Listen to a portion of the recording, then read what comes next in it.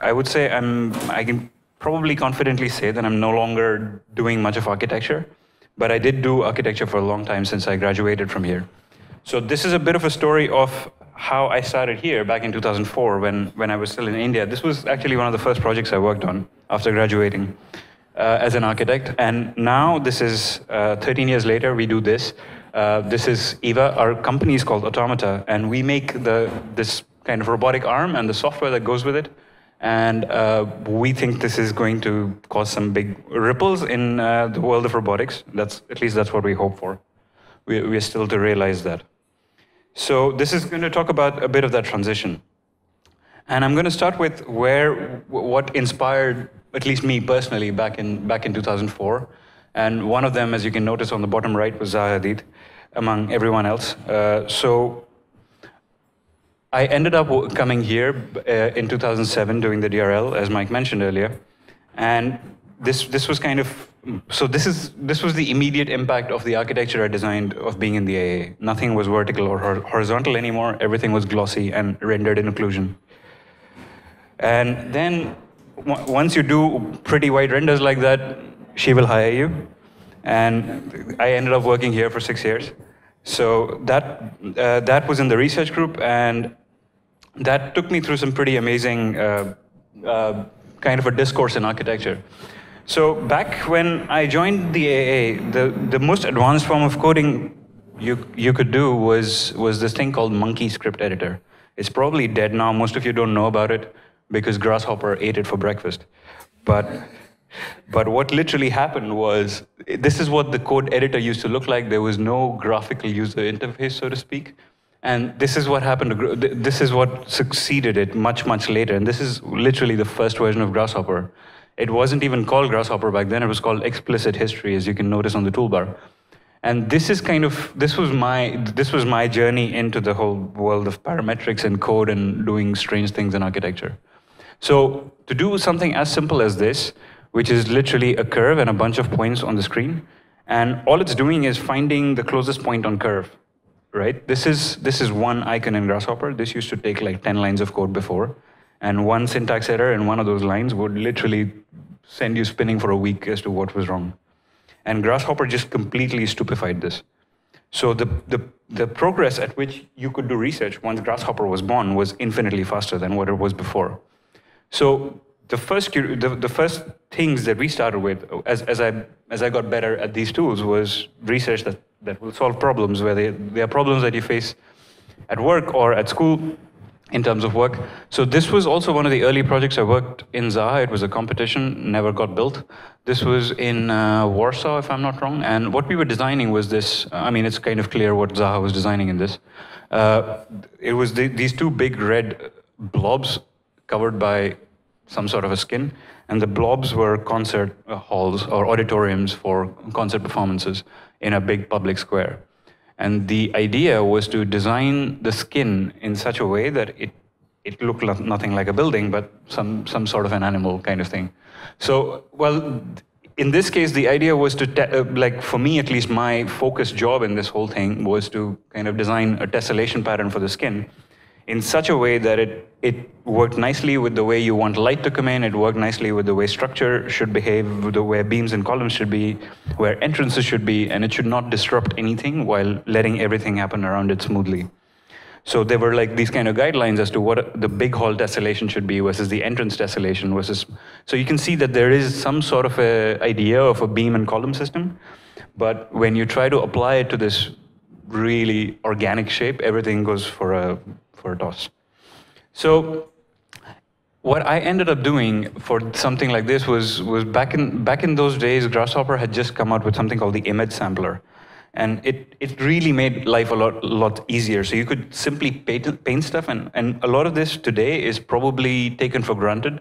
But back in those days, this was really, really intense research.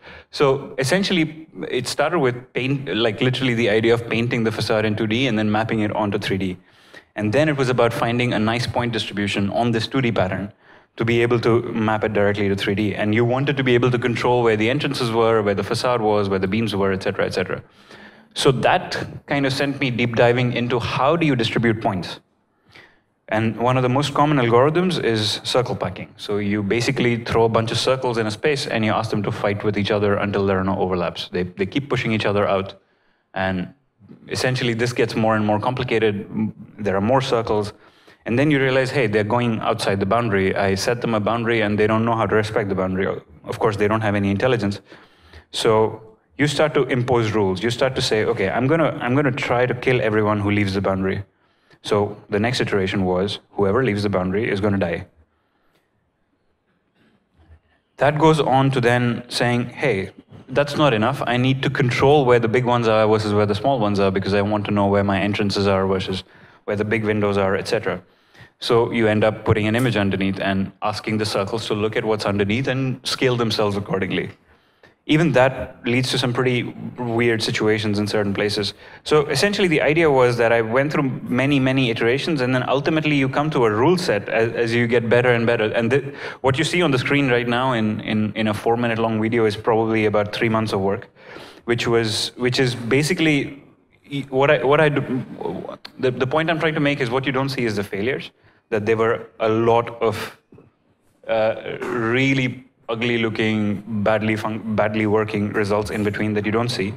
So here, at some point, you start to get pretty close to that, where like now you're starting to, like now I was starting to come to a set of rules that was leading to a fairly good point distribution. Like you can see circles that leave the boundary have this rule that if you leave, you suddenly shrink and you try to wriggle through the big circles and find your way back in. And the moment you touch the image, you try to expand again.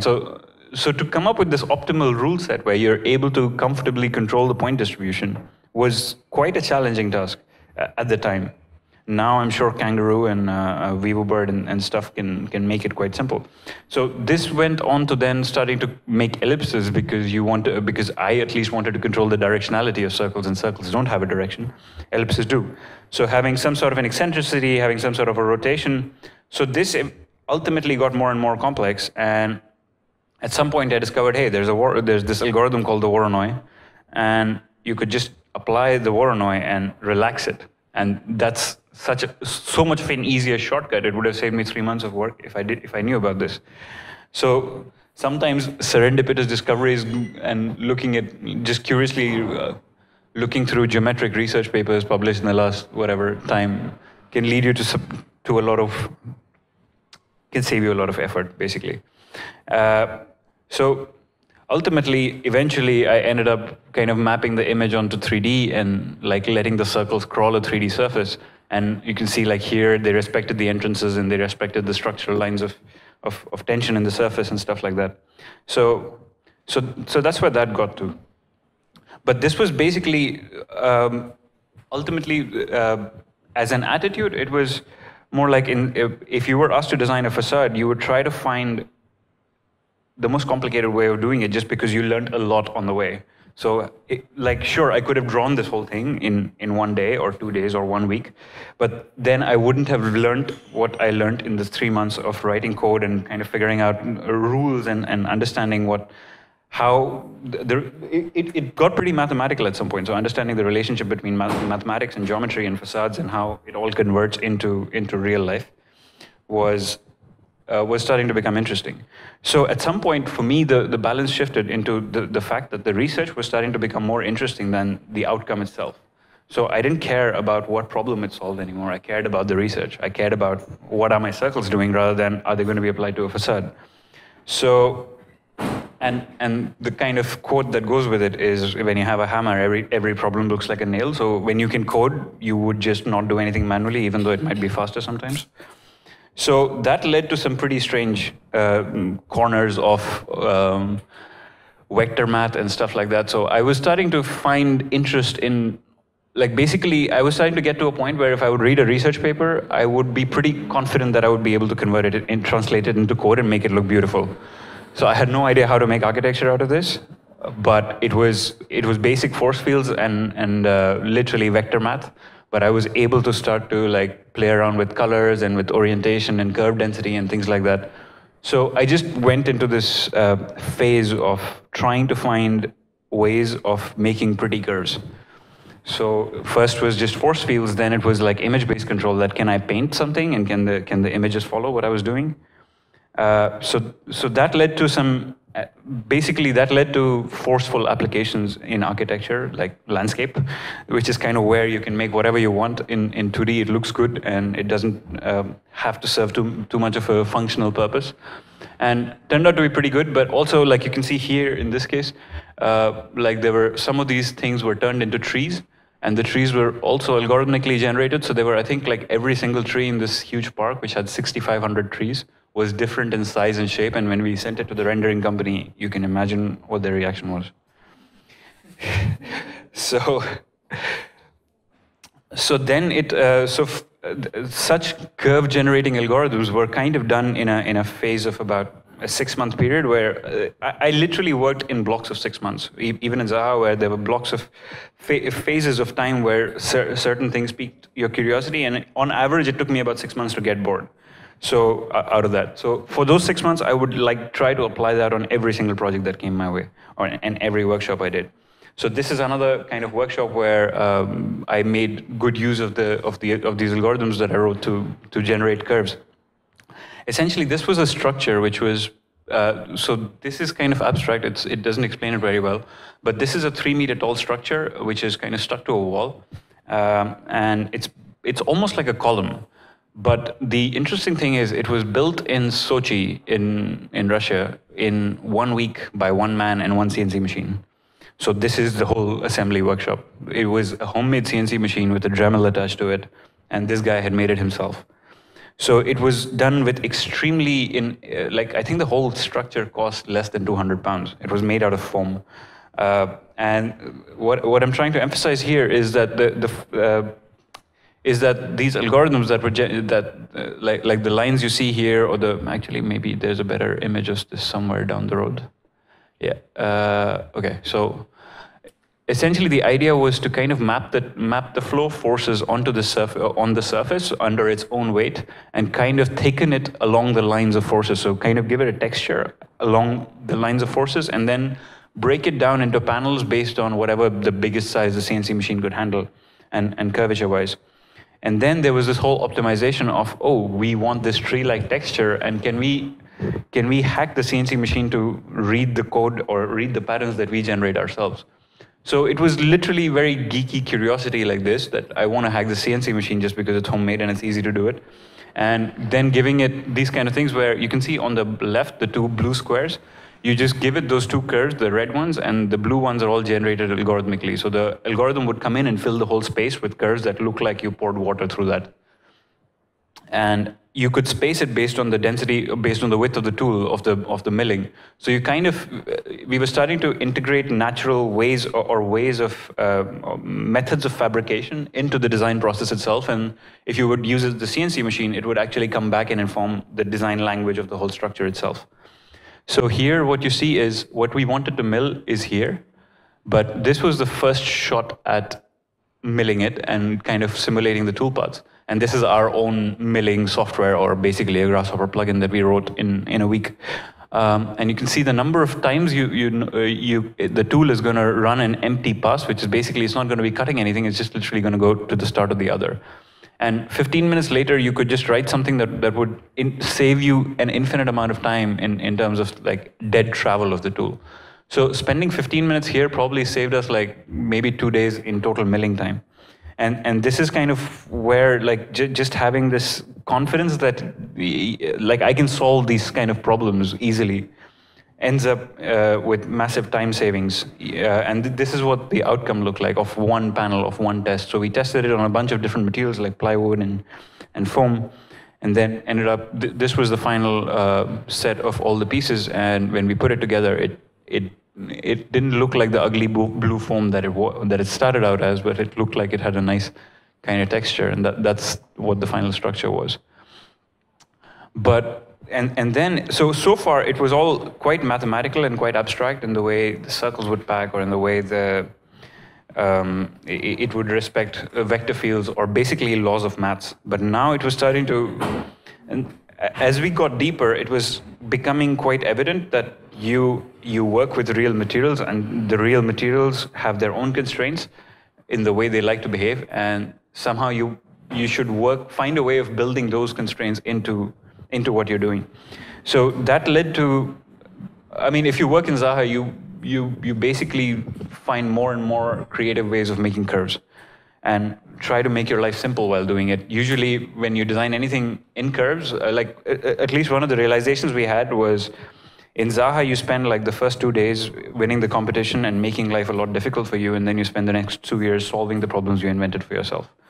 So if you can find a way of intelligently spending the first 2 days when you are inventing problems to not invent so many problems, you could save yourself a lot of effort downstream.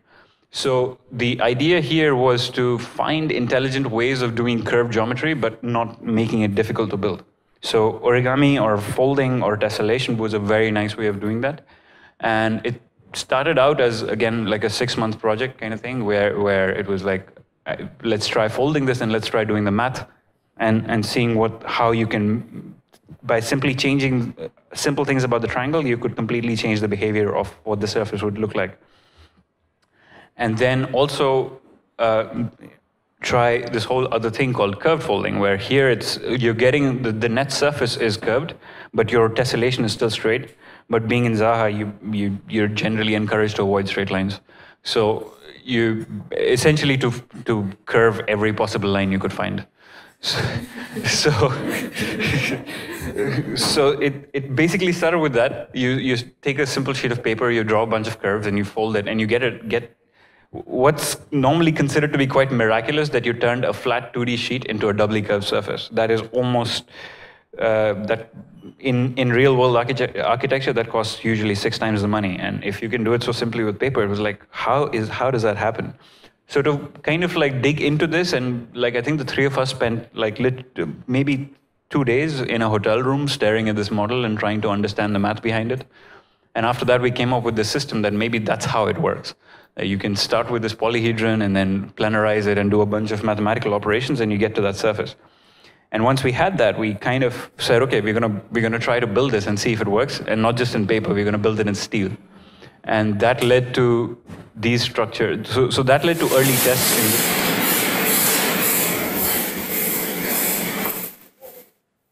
That led to early tests where we did just one panel and tried to curve fold it and see if that could work. So this is literally us in a factory in some remote corner of India, trying to get like factory labor off their jobs and fold metal into curves for us.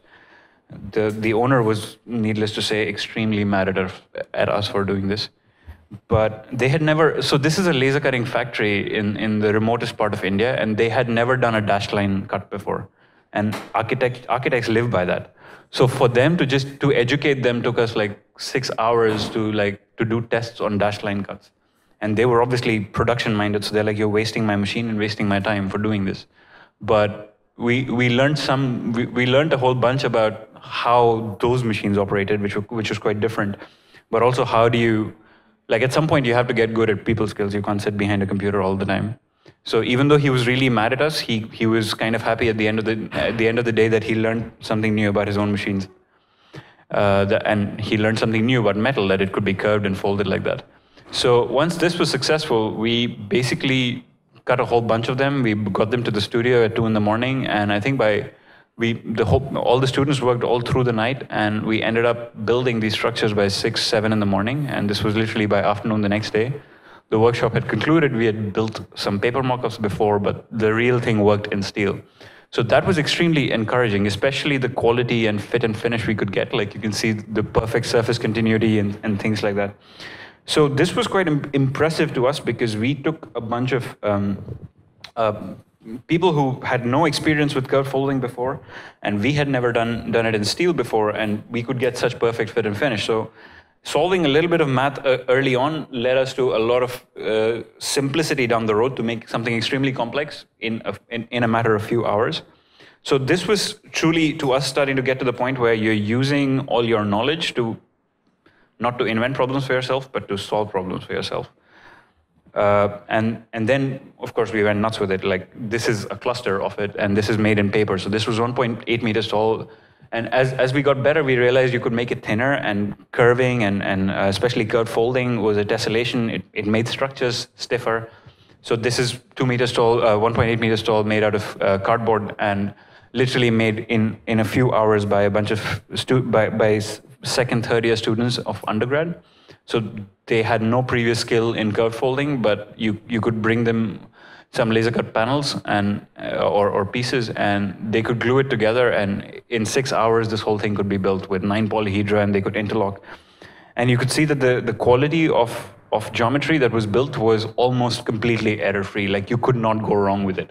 So that's why these are 9 interlocking pieces. They all lock in one point, but they were all perfect because there is no room to make mistakes in the sense that the system works such that you cannot close it until it's the correct shape. So you can see the edge tolerances and stuff were quite well aligned. So these were surprising moments of discovery where we just happened to accidentally discover a system which allowed perfect assembly with no skill in very little time for very little money. So that was kind of starting to really get somewhere and become really encouraging. So one of the most challenging things we did with curved folding was this big installation for ZHA in Venice in 2012. It was a very small design team. This was a 6 meter tall folded aluminum sculpture, and the thing about this was the entire, so from start to finish, from the day we decided, we were told that we should start work on this to the day the last bolt was tightened was only 3 months. And the entire team was probably not more than 6 people, including the construction team. So this was done on a very low budget at a very ambitious speed. And the reason, so that's literally the team. There was like one person who was a structural engineer from Berhappold. The ZHA team was literally just 4 people, and the RoboFold was the company that was used to build these. And so we were playing with tessellations early on, and we started to apply that to a shape that we could make inside Venice. The original idea was to make it in concrete with fabric formwork to make a shell. But when the organizers heard that we were making a concrete shell inside in a sinking city, which would weigh 6 tons, they said no. So we had to go back and rethink about folding and find ways of doing that in a better way. So we started with the straight line tessellation version. We started then curving some lines and constantly iterating digitally to see if that would work. And then, of course, there was one straight line. We could not accept that, so that went away. We curved it. Then we did a mock-up. We folded it. So you can see those 2 robots in the back.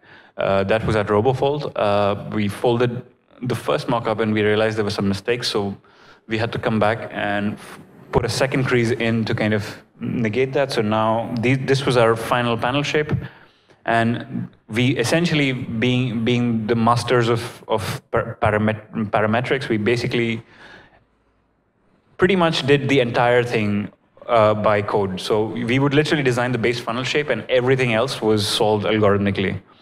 Like, it would tessellate the surface, it would break it down into panels, it would lay it out, and it would find a way of overlapping this. And we kind of wanted to, so this is what the algorithm was doing. It was tessellating it, it was laying it out, flattening the panels, finding overlaps, designing developing the overlapping panels, and then producing drawings out of all of this and passing it to and basically generating this file that we could literally just send to the CNC machine, where it was all laid out in sheets and nested and stuff. So this was the format of data we gave to the fabrication guys, where even the fonts were customized to not have curves because that would slow down the CNC machine. So this was like starting to get an OCD level of detail.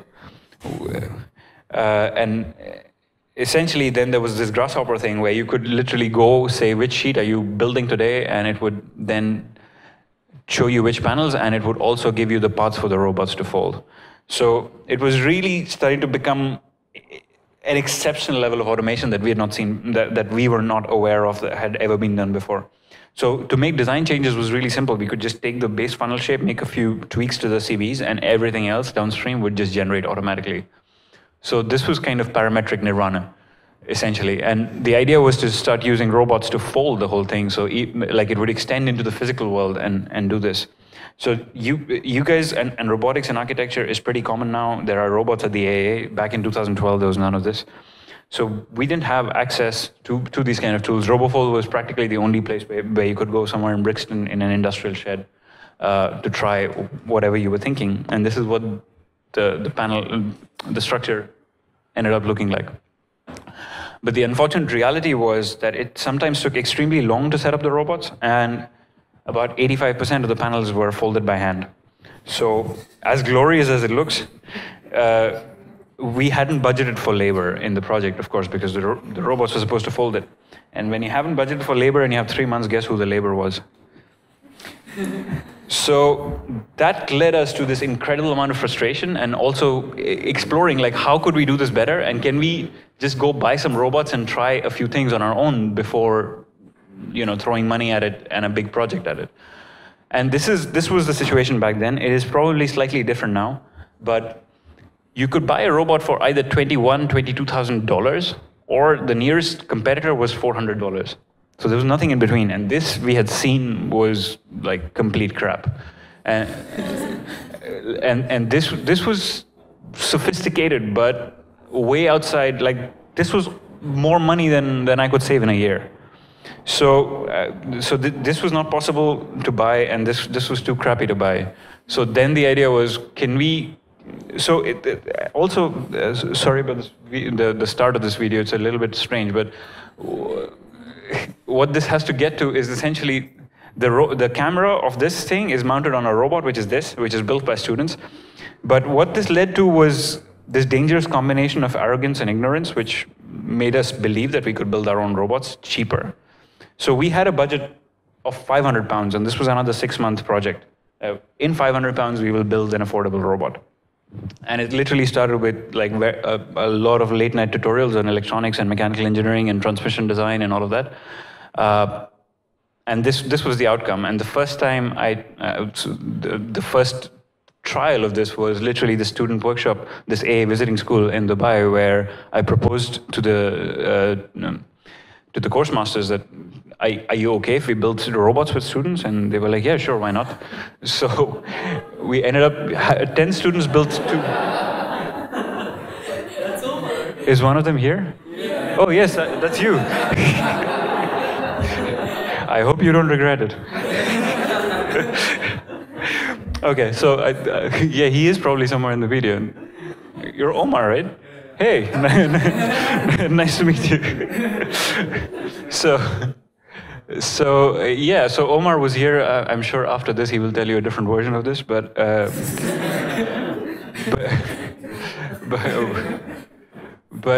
well, I guess the robots inspired him enough to come here and find some more bigger ones. Anyway, how many was it? 15 students built 2 robots in 10 days and had them working and doing all sorts of gimmicks like this. So this was quite encouraging that even, like, sure, there was almost no design in this, but there was a lot of learning that students do. I don't know if those skills were ever useful again in the future. Maybe Omar can say that better than I can. But what ended up happening here was, to me, the idea that like architecture students could be so interested in this, and building this itself could be such an interesting exercise was quite an interesting thing, that it doesn't always have to be about curves and geometry, but it could even be slightly more technical explorations. But so anyway, that further on led to this fairly intuitive control interface that we were building out of Grasshopper. So this is literally in my studio apartment at 2 in the morning. So what happened was, hardware and the affordability of hardware was an important aspect, but to be able to intuitively control it. If you look at robot software today, it is insanely complicated. It is engineers for engineers, and every time you would instruct the robot to do something, it would ask you 20,000 things before doing it. So for me, the idea was to take away all of that complexity and to make it as stupidly simple as possible. So a robot can work in 3D, and it made intuitive sense that you should be able to directly control it from a 3D interface. So now here, we set it up in such a way that you could drag a 3D gizmo in the Rhino viewport, and it would directly control the robot. So I'm sure now you have plugins already in Grasshopper that allow you to do that, but back in the day, this is 2014, this was not available. So to have to write all of this was quite a task, but also quite exciting that this was really getting somewhere that where nobody else had been before. So This then led me to kind of just open source the designs online and see what others would do with it. And within a few months of doing that, I realized, like, of course, there were technical problems, but also it was starting to get quite well received, and quite a few students in different universities had built it, and they were starting to face the same technical issues that I was facing. So ultimately, I had to come to the AA every time I had to laser cut something because I couldn't have a laser cutter in my studio, of course. So I thought maybe having a 3D printer at home would be easier. And I bought a 3D printer, and that suddenly added a whole other level of complexity to the design. Suddenly, I could make much tighter assemblies. I could design it much better. And this is kind of what architects are good at. Like I confess, I was a pretty bad engineer, and like this whole assembly was extremely complicated and should never ever end up in a product like this. But the fact that it looked like such a good robot was enough for me to convince this guy. He's Mostafa. He's one of the tutors in DRL, which all the DRL guys know. So he's my co-founder, and the two of us together took the plunge and started a company called Automata. This was early 2015, and that's the robot behind us. That's the 3D printed version. It looked pretty sophisticated, pretty finished, almost like a product. And this is the part when I have to say that we had both done enough research to just assume that everything would be simple and we would be able to pull it together. Little did we know that 3 years later we would still be doing this and we wouldn't have sold any robots. Had we known that back then, we would have never started. Anyway, so this was the biggest thing that we ever underestimated. We were starting to think we have a product and this can go to manufacturing tomorrow, and we can probably do a crowdfund campaign or something, and find other like-minded people who would be interested in doing this, and then building stuff on top of this, whether it's laser cutting or hot wire or 3D printing or whatever, but use the robot in interesting, creative ways. So we were starting to do these kind of promotional photography and having some sort of brochures with minimal text and stuff like that, explaining what it can do. And we had also, by that time, made a fairly sophisticated software interface, which was as stupid as it could get. You could literally backdrive the robot to show what it should do. The software watched you, and then it would just repeat that. So from teaching a robot perspective, this was a level of simplicity that industrial robots are not used to at all. And we never saw this as an industrial product either. But then, and we were, of course, as geeks and as also people with a desire to tell interesting stories, we wanted to kind of demonstrate that our robot could self-replicate and open the 3D printer and start to make its own parts.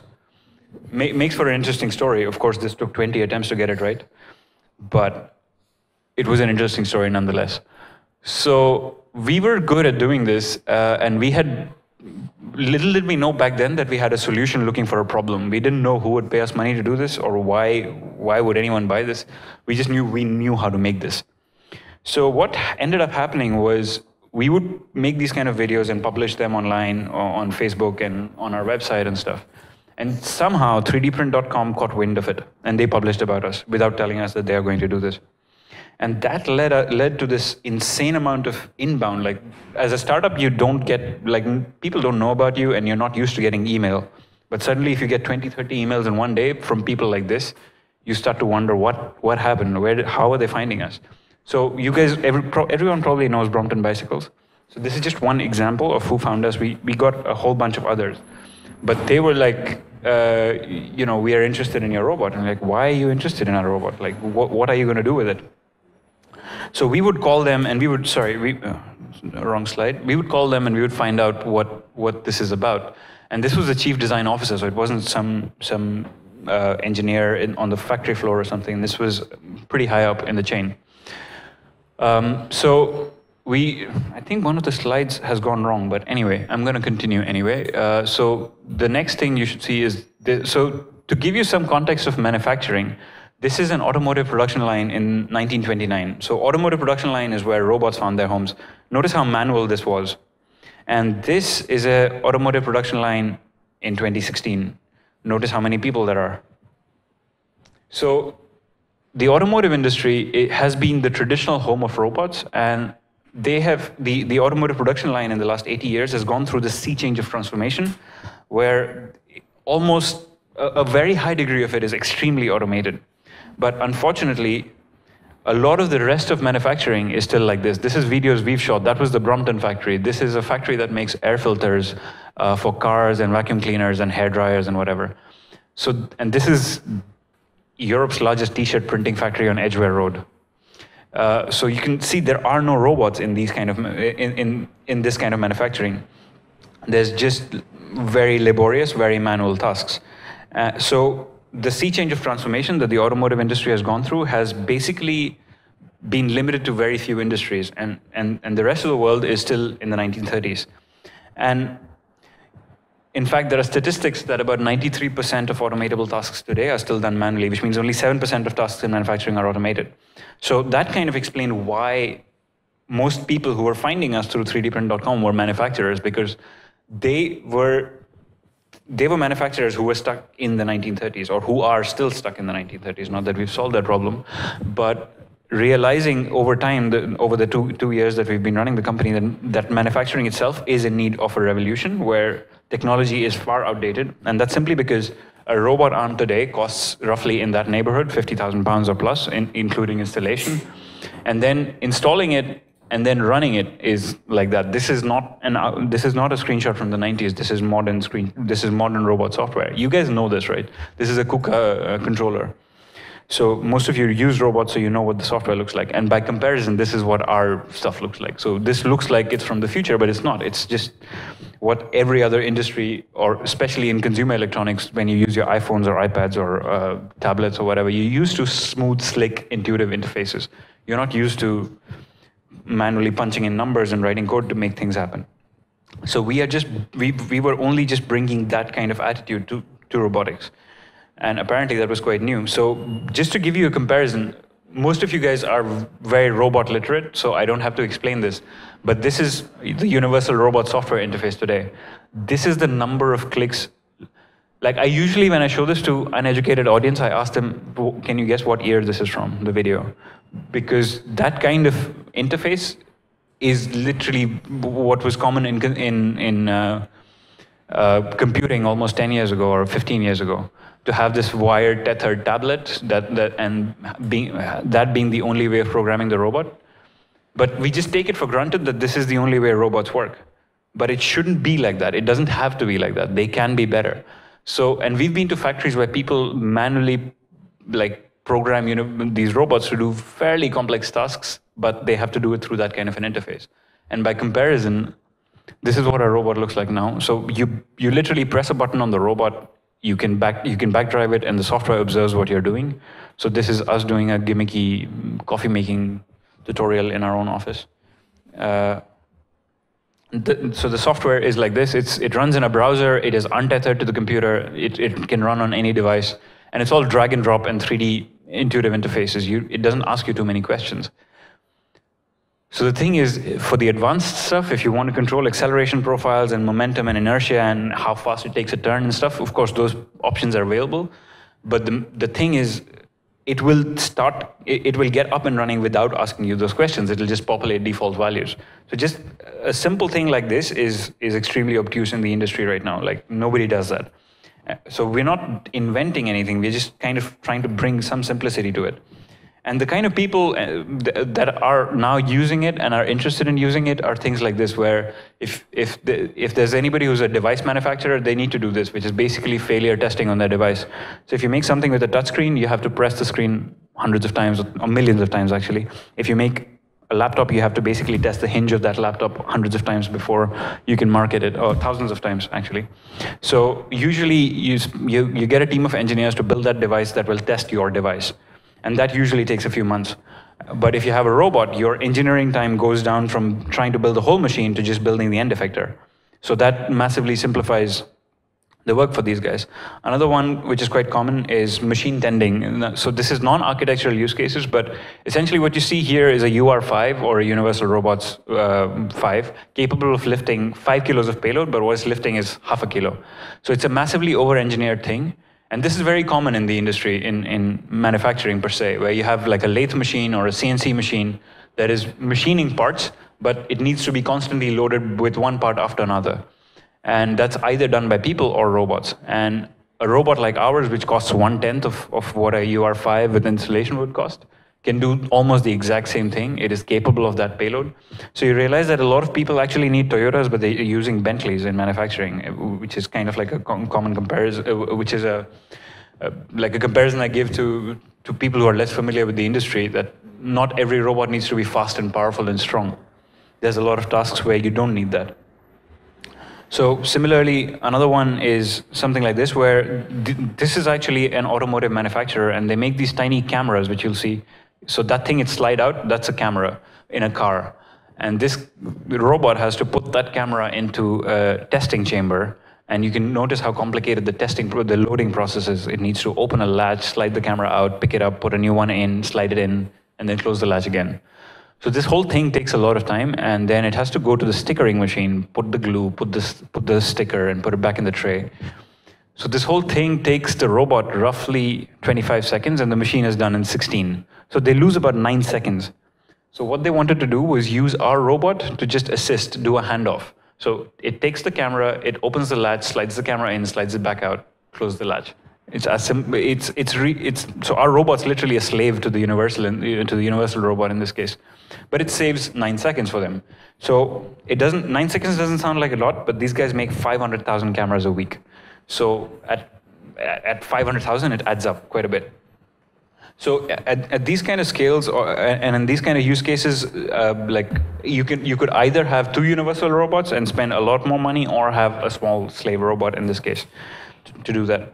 And the last one is this video you saw earlier. Like in anywhere where you have airborne material essentially spraying and stuff like that, you generally have to avoid using human beings for health and safety reasons. But people still use them when the demand is low, and when you have basically a lot of manufacturing lines and you have to move people around based on demand and supply. So if you have a lot of demand on this line, you'll just get people for that. So that's again a job that does not need the precision or the power, and a lower cost robot can quite easily handle that. So we end up simulating these kind of use cases in our office now before deploying it with customers. And it takes us half a day to build one of these use cases quite easily. So to give you guys an idea of where we are and what we've done in our cycle, this is slightly deviating further and further away from architecture, not slightly, but quite a bit by now. But we've built a proprietary hardware stack, and we built a proprietary software stack, so that's called EVA and Choreograph. But on our journey, we've had to invent a new low backlash gearbox. So essentially, gearboxes are the reason why robots are so expensive. And we didn't know that when we started. So it was purely serendipitously that we found out. We had some early signs that maybe it's the gearbox, but we didn't take it seriously until our gearboxes started failing. So it came to a point that we have to invent, we will have to do this. And the last time a robotics gearbox was invented was 1957. It was called the harmonic drive. So I'm not kind of showing off. All I'm saying is, it took 2 architects to do a mechanical engineering invention. Is what I find extremely strange about this. And when we started hiring engineers, it became quite clear to us why. When you get an engineer I know there are engineers in the room. So, like, I ask for forgiveness in advance. But when you get, like, when we hired mechanical engineers, so you can imagine when 2 architects went out on a hiring spree for an engineering team, it took us a long time and a big learning curve to understand what a good engineer is. But when we hired these engineers, and we asked them to do a gearbox. Like, if I would ask one of you guys, or one of the designers to do a gearbox, you would download some template, make 2 cogs, 3D print them, and build it. By the end of the day, you'd have a gearbox running. You ask an engineer to do it, 1 week later, you'll have drawings and calculations, and no gearbox. But you'll have a perfectly simulated model of how this is going to work and what the lifetime is going to be. And you ask the designer that, he will not have any answers to those questions. So I think the one critical lesson for us was, architects are taught through successes. They are taught through, do this is so glorious and so fantastic and such a rich experience, or how audacious, or like a statement. And engineers are taught through failure. It's like, don't do this because this is gonna, if it falls, you're gonna be liable and it's gonna kill people.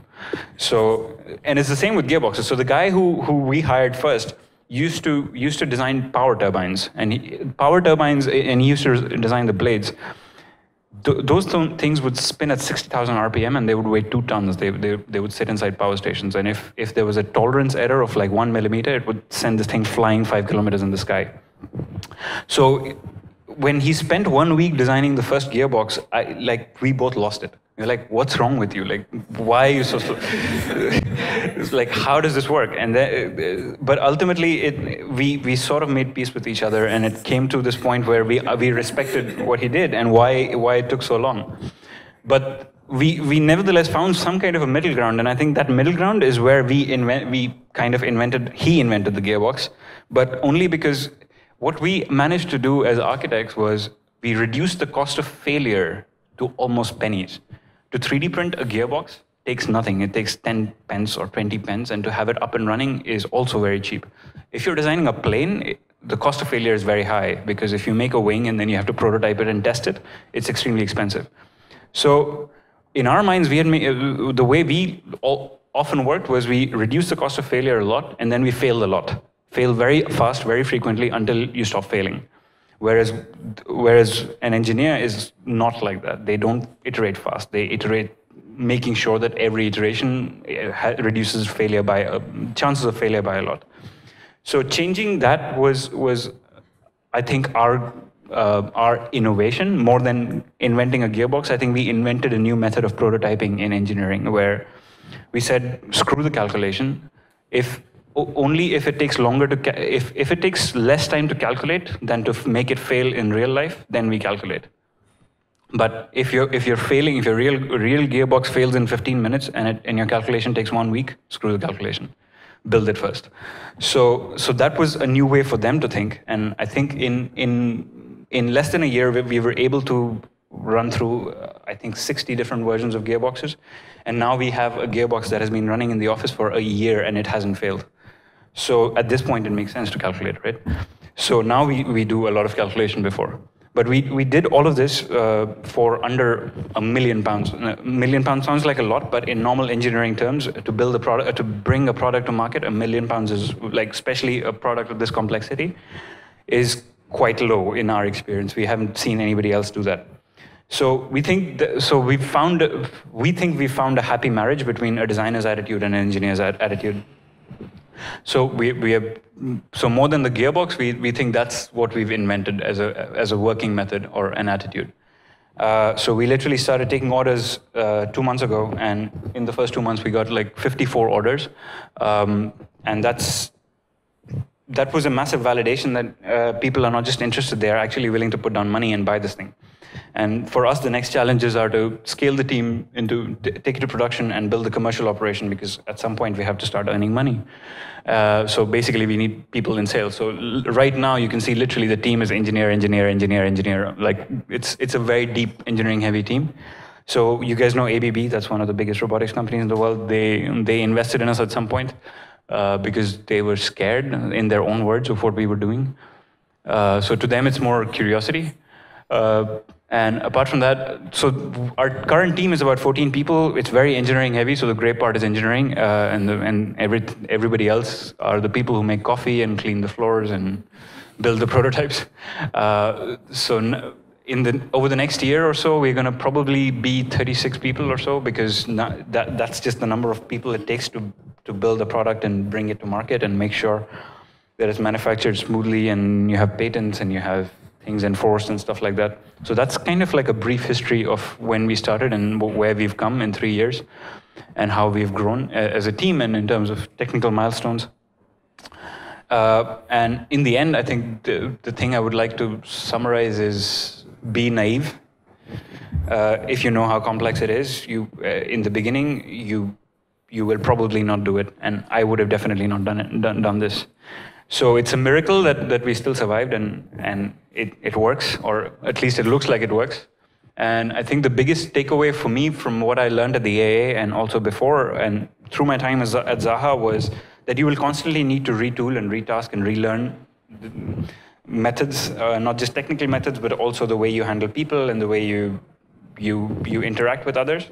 So don't learn a particular tool or a technique right now because, I mean, you can, of course you should, but don't rely on that for the rest of your life because that will constantly evolve and change. So learning how to learn is probably more important. Thank you.